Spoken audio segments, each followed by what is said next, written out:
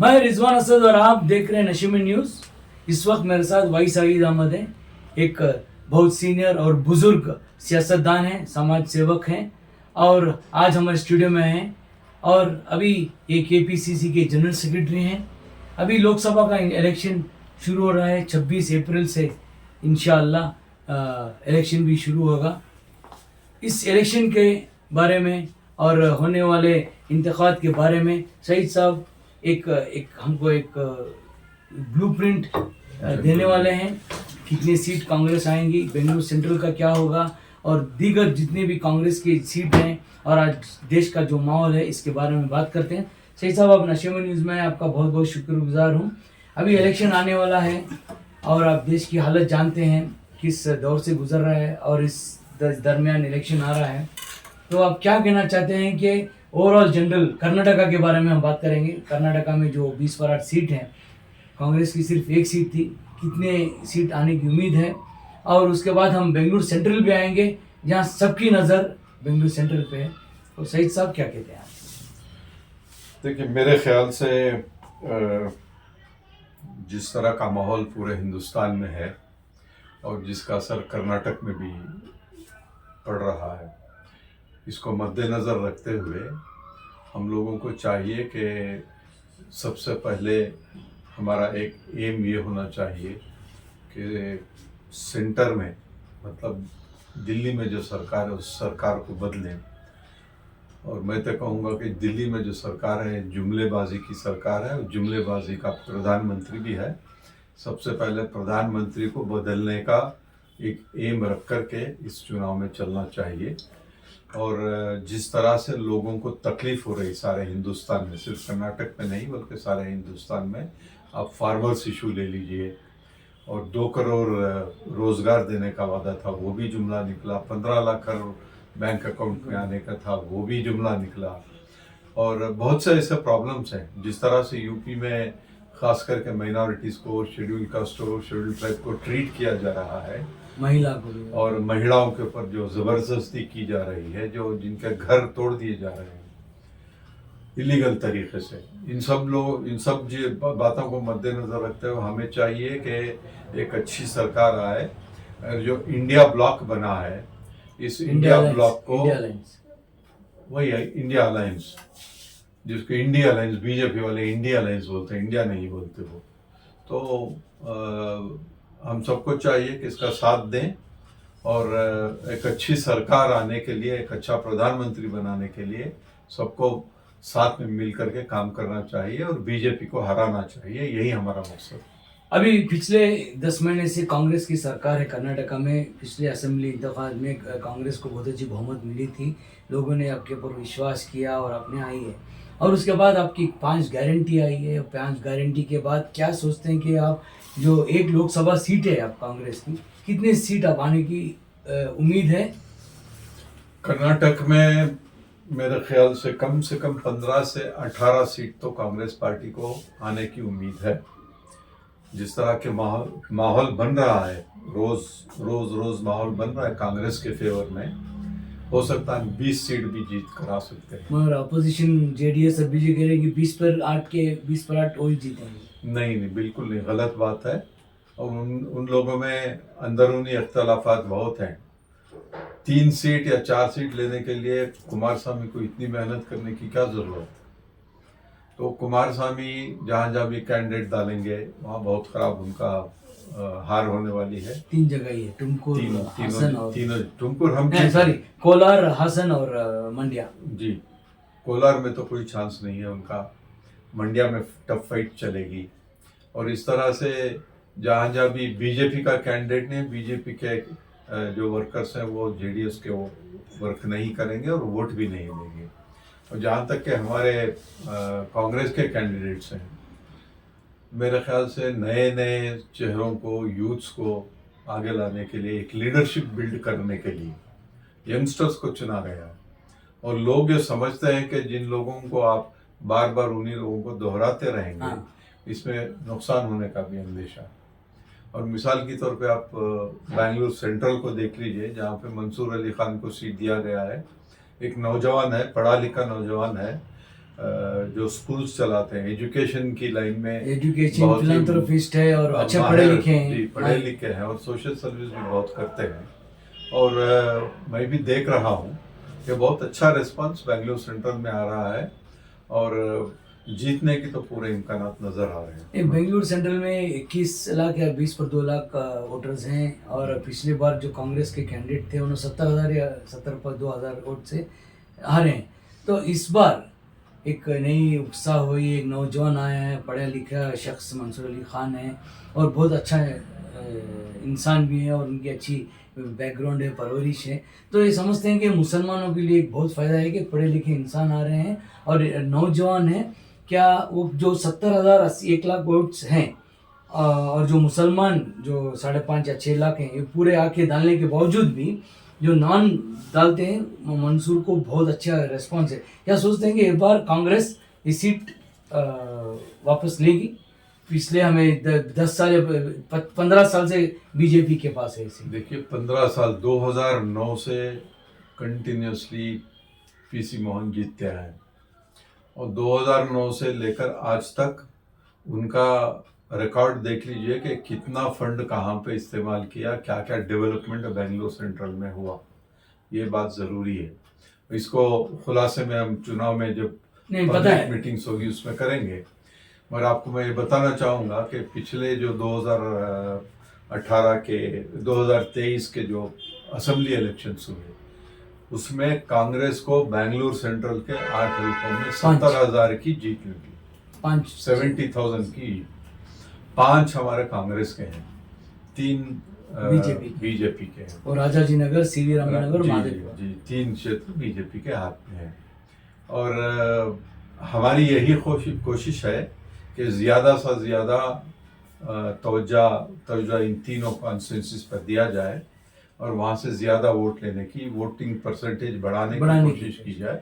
इसके साथ साथ जो हमारे 5 जीत करके आए हैं वहाँ भी वोटिंग परसेंटेज बढ़ा करके हमारे लोगों को वोटिंग कराने की कोशिश की जाए। और ख़ास करके जुमे का दिन है, ये एक हमारे लिए एडवांटेज है। जुमे का दिन है हमारे लिए एडवांटेज, सब लोग बाहर घर से निकलते हैं, आधा घंटा अगर वोट करने चले जाएं तो इसमें कुछ नुकसान होने वाला नहीं है। और ख़ास बात यह है कि हर एक माइनॉरिटी हो या शेड्यूल कास्ट हो या शेड्यूल ट्राइब या ओबीसी वाला हो, ये सब लोग सोच रहे हैं कि किस तरह से बीजेपी को यहाँ पे हरा करके कांग्रेस को जिताया जाए। सबके दिल में ये बात है और आने वाले दिनों में अगर यही सरकार कंटिन्यू हो गई तो मेरे ख्याल से जो 2 करोड़ एम्प्लॉयमेंट देने का मोदी ने वादा किया था, इस बार 4 करोड़ का वादा करेंगे और 10 लाख भी नहीं दे पाएंगे। सबका सोचना ये सोच ऐसी है। इसलिए मेरी भी दरख्वास्त है सब लोगों से कि कांग्रेस को वोट करके जिताएं। कांग्रेस में एक जनरल सवाल है कि कांग्रेस बीजेपी हो या कांग्रेस हो, इनफाइटिंग हो रही है, इससे कितना नुकसान होगा आपकी? कुछ नहीं, ये एक अफवाह हुई है या एक कोई हमको फोन करके बोला कि इनफाइटिंग है। तो इनफाइटिंग बीजेपी में भी है ना। ईश्वरप्पा इंडिपेंडेंट खड़ा हो गया शिमोगा में। ईश्वरप्पा डायरेक्ट येडियूरप्पा और उसके लड़के राघवेंद्र के ऊपर अटैक करता है, ये लोग एक्शन नहीं ले रहे हैं उसके ऊपर। और दूसरे भी, और जो अच्छे इनके बेलगाम में भी, बेलगाम में अच्छे इन लोगों को जो बड़े दिग्गज नेता थे सबकी सीट काट दिया इन्होंने, फिर भी इनके पास कुछ भी वो नहीं है। और दूसरी बात यह है कि सबसे ज़रूरी बात, जो सिद्धरामैया साहब as chief minister, DK Shivakumar as PCC president और डिप्टी CM, इन लोगों ने 5 गारंटी को लागू करने का जो काम किया है, इसका बहुत बड़ा इफेक्ट हम लोगों को, कांग्रेस को माइनॉरिटीज को क्या फायदा हुआ है? सिद्धरामैया, DK गवर्नमेंट माइनॉरिटीज को आप जानते हैं कि सिद्धरामैया साहब की जब सरकार थी माइनॉरिटीज को किसी भी किस्म की तकलीफ नहीं थी। अब देखिए नसीर अहमद MLC होने के बावजूद भी उनको पॉलिटिकल सेक्रेटरी कैबिनेट रैंक में दिया गया। जमीर अहमद को अच्छे पोर्टफोलियोज मिले और रहीम खान को भी अच्छे पोर्टफोलियोज मिले हैं। सलीम अहमद को चीफ विप बनाया गया। यूटी खादर पहली बार एक मुसलमान को एक स्पीकर बनाया गया। और स्पीकर का ओहदा आप जानते हैं, as per the protocol he is higher than the chief minister. First speaker, then governor, then chief minister. तो एक मैसेज जाना चाहिए लोगों में कि कांग्रेस में हम लोगों को किसी किस्म की और तकलीफ हमारे नहीं। वर्किंग प्रेसिडेंट हैं। हाँ, वर्किंग KPCC प्रेसिडेंट में। तनवीर सेठ को वर्किंग प्रेसिडेंट बनाया गया है। नहीं, ये इसके ये सब चलो बना रहे हैं, पोस्ट ले रहे हैं, आम जनता, आम मुसलमान को, गरीब मुसलमान को क्या फायदा होगा? नहीं, देखिए, गरीब मुसलमान, गरीब सिर्फ मुसलमान में ही नहीं है, हर कम्युनिटी में है। नहीं, सब बारे मैं पर्टिकुलरली बोल रहा हूँ आप माइनॉरिटीज डेवलपमेंट कॉर्पोरेशन है जिसमें अच्छी अच्छी स्कीम्स हैं, खास करके स्टूडेंट्स को 20 लाख का जो स्कॉलरशिप मिलती है। बीजेपी की सरकार जब आई तो उसको रोक दिया गया था। मैं चेयरमैन था माइनॉरिटी डिपार्टमेंट का, मैं जानता हूं कि किस तरह से क्यू में खड़ा होकर के लोग लेते हैं, इसलिए कि हम लोगों ने इतनी पब्लिसिटी की थी उसकी कि वो घर घर वो मैसेज गया था। इस बार भी ऐसे ही अच्छे 2800 या 3000 का बजट है। जी।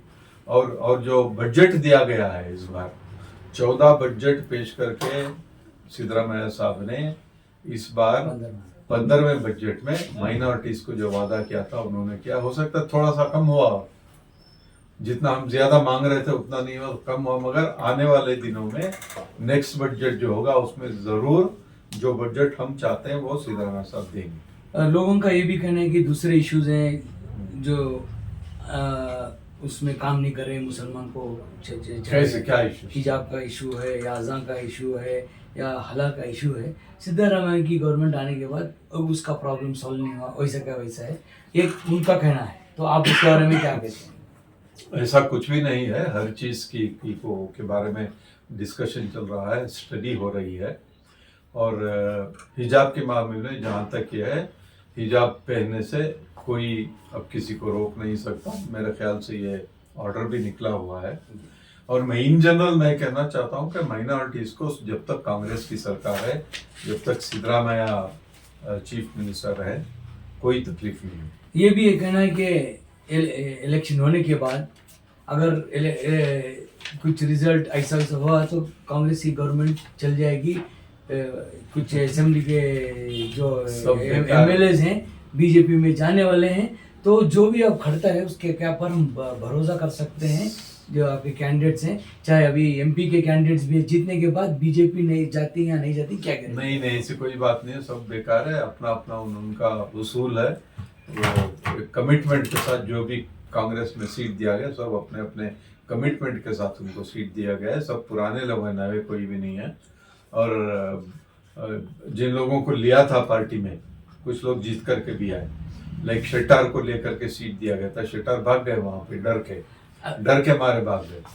और हो रहा ऐसा है कि सबसे पहले मोदी को चाहिए कि जो कुछ लोगों के मैं बोल रहा हूँ, सबके नहीं, कुछ लोगों के जो फाइल तैयार करके डरा के धमका के सारे हिंदुस्तान में जो बीजेपी की तरफ खींच रहे हैं, मोदी को चाहिए कि उन्हीं के कैबिनेट में जो मिनिस्टर्स हैं उनकी भी जो फाइल रेडी करके रखा है उसको भी बाहर निकाले, उनके ऊपर भी ईडी को छोड़े।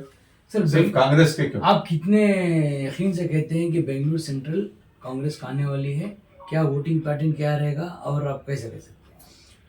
मैं तो इतना जरूर कह सकता हूँ, अभी 2 तारीख को मंसूर अली खान नॉमिनेशन पेश करने वाले हैं। उनका नॉमिनेशन होने के बाद में एक लेवल पे इलेक्शन जब शुरू होता है तो इलेक्शन का माहौल बनता है, एक एटमॉस्फेयर बनता है। वो तब पता चलेगा कि असल में किस तरह से रुझान है। मगर एज इट इज जो स्टडी हम लोगों ने किया है उसके मुताबिक PC मोहन को बहुत ही लोग खिलाफ कर रहे हैं। परसों किसी एक बहुत मीटिंग में मुर्दाबाद के वो नारे पड़ रहे थे PC मोहन के। तो इस तरह से PC मोहन का जो एक स्टेटस था वो घट चुका है। और हमको पूरा भरोसा है कि मंसूर अली खान 100% जीत कर बेंगलुरु नॉर्थ और बेंगलुरु साउथ के बारे में कांग्रेस की क्या पोजीशन है? देखिए, बेंगलुरु नॉर्थ में राजीव गौड़ा जो 4.5 लाख मुसलमान है। हाँ जी, राजीव गौड़ा जो है वो भी एक अच्छा हाईली क्वालिफाइड प्रोफेसर है। पिछली बार वो इसमें थे, राज्यसभा में थे, बहुत अच्छे काम किए, रिसर्च का काम भी उन्होंने किया है। तो आज के माहौल में क्या चाहिए कि जो आदमी कॉन्स्टिट्यूशन को समझ सकता है, कॉन्स्टिट्यूशन के मुताबिक चल सकता है, कॉन्स्टिट्यूशन के मुताबिक लोगों की मदद कर सकता है, ऐसे ही एमपी की हमको जरूरत है जो तीनों है, बेंगलुरु साउथ में, नॉर्थ में और सेंट्रल में। तीनों क्वालिफाइड है, तीनों पढ़े लिखे हैं, तीनों डिसेंट घराने से आते हैं। ये बात बहुत जरूरी है। इनके ऊपर कोई केसेस नहीं है, कोई किसी किस्म के चार्जेस नहीं है, किसी किस्म के स्कैम में भी इन्वॉल्व नहीं है। एक आखिरी सवाल, क्या कांग्रेस के पूरे लीडर्स मिलके हैं? एक हाँ, जुट होके हैं? 100% मिलकर है। देखिए, सीट के बारे में मैं एक आदमी को चाहता हूँ, आप एक आदमी को चाहते हैं, वो डिस्कशन चलता है। इसका मतलब ये नहीं कि आप और मैं लड़ रहे हैं। सीट के लिए बातचीत करते हैं, मगर जब मामला इलेक्शन का आता है, एक हो जाते हैं। सब एक हो जाते हैं। ऐसा ऐसा कुछ भी नहीं है, कोई भी किसी के खिलाफ नहीं है। पूरी कांग्रेस यूनाइटेड है और यूनाइटेड मिलकर काम करेंगे। इंशाल्लाह 20 सीट तो जरूर लेकर के आएंगे। एक मैसेज।